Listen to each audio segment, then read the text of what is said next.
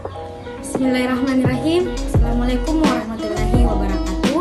Perkenalkan, nama saya Nisa Basir dengan NIM 19961420022, Prodi Ekonomi Pembangunan Angkatan 2019. Pada kali ini izinkan saya membawakan materi mengenai teori perdagangan internasional dalam teori Hecker-Ohlin Model atau HIO teori.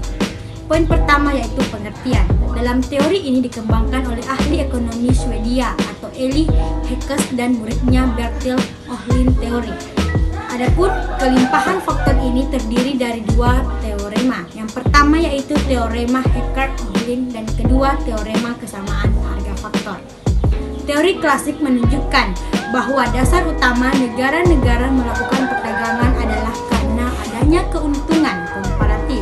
Telah diketahui sebelumnya bahwa teori keuntungan komparatif yang ditulis oleh David Ricardo didasarkan atas perbedaan efisiensi dalam berproduksi. Negara-negara yang mempunyai keuntungan komparatif atau biaya produksi lebih murah akan mengekspor komoditi yang dihasilkan dengan biaya yang relatif lebih murah.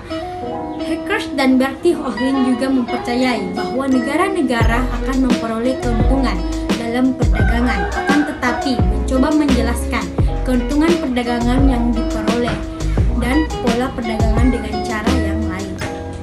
Dalam teori HIO didasarkan atas dua kondisi penting sebagai dasar dari munculnya perdagangan internasional, yaitu ketersediaan faktor atau endowment faktor, produksi dan intensitas dalam pemakaian, dan faktor produksi atau proporsi.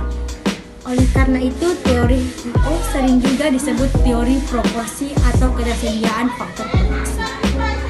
Adapun poin kedua yaitu preposisi pertama dari teori HIO, yaitu setiap negara yang memiliki faktor produksi yang relatif banyak atau murah dalam memproduksi barang akan melakukan spesialisasi produksi dan akan mengekspor barang-barang tersebut. Begitupun dengan sebaliknya, negara akan mengimpor barang-barang tertentu jika negara tersebut memiliki faktor produksi yang relatif langka atau mahal dalam memproduksinya. Teori HIO kemudian mencoba memberikan penjelasan mengenai penyebab terjadinya perbedaan produktivitas tersebut. Teori HIO menyatakan penyebab perbedaan produktivitas karena adanya jumlah atau proporsi faktor produksi yang dimiliki atau endowment faktor oleh masing-masing negara, sehingga selanjutnya menyebabkan terjadinya perbedaan harga barang yang dihasilkan. Oleh karena itu, teori modern HIO ini dikenal sebagai the proportional factor theory. Selanjutnya, negara-negara yang memiliki faktor produksi relatif banyak atau murah dalam memproduksinya akan melakukan spesialisasi produksi untuk kemudian mengekspor barangnya.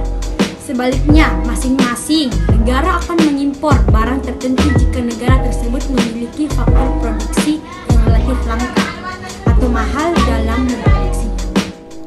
Adapun contoh matriks gain trade berdasarkan teori HIO. Teman-teman dapat melihat tabel tersebut seperti pada gambar di bawah ini, di mana tabel di bawah ini menggambarkan analisis manfaat perdagangan internasional atau gain from trade yang diperoleh masing-masing negara berdasarkan teori HIO. Tabel tersebut disusun dengan menggunakan asumsi di mana dua negara, dua komoditi, dan dua faktor produksi, sesuai dengan konsep titik singgung antara isokon dan isoquen. Masing-masing negara cenderung memproduksi barang tertentu yang paling optimal sesuai dengan proporsi faktor produksi yang dimilikinya. Dari tabel tersebut kita mendapat gambaran tentang penggunaan asumsi teori HIO. Adapun tiga, yang pertama yaitu perdagangan internasional terjadi antara dua negara, dalam hal ini di Indonesia dan Korea Selatan. Yang kedua, setiap negara memproduksi dua komoditi yang sama, misalnya 300 sepatu dan 80 televisi. Dan yang ketiga, setiap negara menggunakan dua jenis faktor produksi, yaitu labor dan kapital, dengan jumlah proporsi yang berbeda.